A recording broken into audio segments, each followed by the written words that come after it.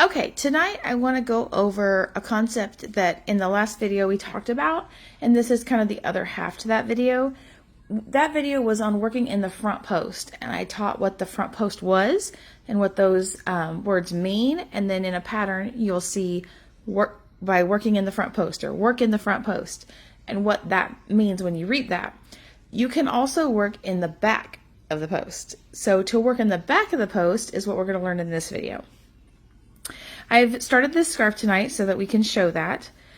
I want to remind you again that this is the post. This column right here, this double crochet stitch, the whole column of the stitch is the post. So there's a post right there. There's a post right there. There's a post right there.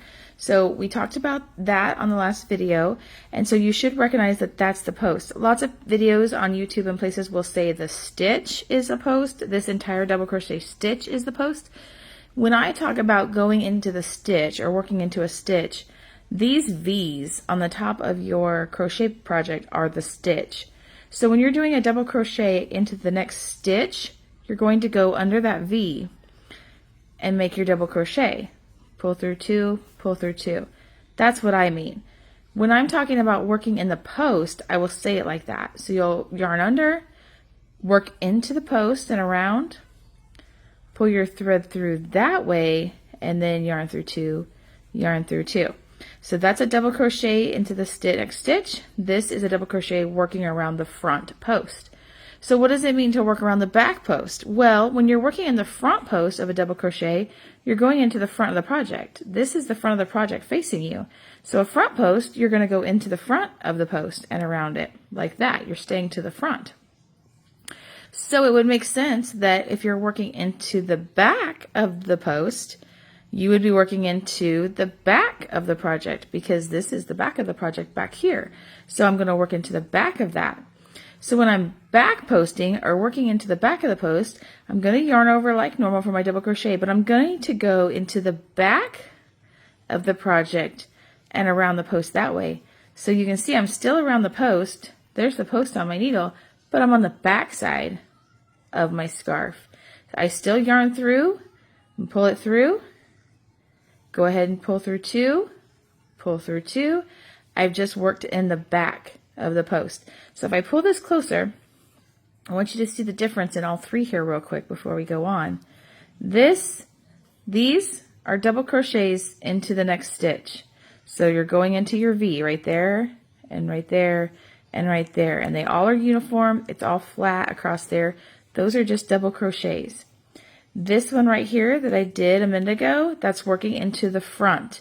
You went in and under the front of that post and finish the double crochet, almost like it stands up out of the material right there, but that's a front post, and you see that loop around there where I pulled that through that post. Then this one was worked through the back of the post. So I went through the back side, and you see I came up through here and looped through this way and pulled it back across. And if you'll notice, since I worked into the back of the project, it almost stands up off the back of the project because you went around the V. So there's the V, the stitch. And because you worked into the back and around and out, the V almost stays to the front. Same with the front post. There's the actual V of the stitch because you went into the front of the material. So your stitch is still there and they're lining up. These stitches are even, these stitches are even. You're keeping your stitch count of your row. You still have the same amount of double crochets on each row, but you've worked in the front post here and the back post here, so you can see where those V's would have been if you'd worked in them. So let's do a couple more back post stitches so you can see and really get that down. So same thing with double crochet. We yarn over.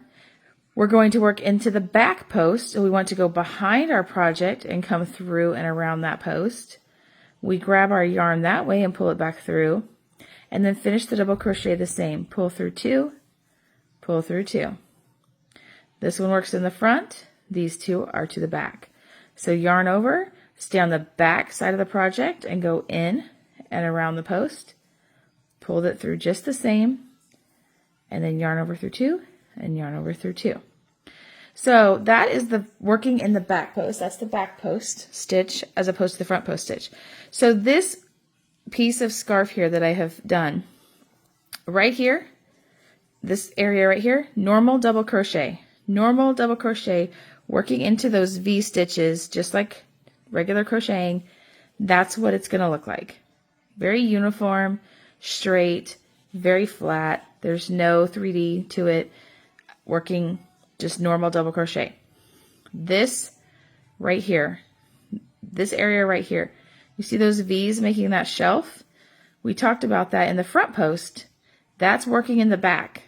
It makes those V's kind of stick out because you're going back and around the post instead of into the V as the stitch. And you get like a little shelf that forms kind of sticking out. This is what it would be like if you worked in the back post on every single stitch.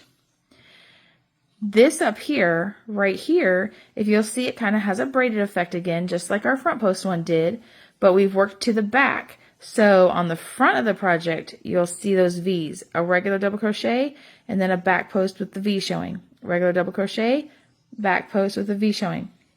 This is what it looks like if you do a back post every other stitch and a regular double crochet every other stitch. You get kind of this weaving in effect. And it's the exact opposite from the front post. On the front post, these stitches were on this back side and the post stitches were sticking out this way.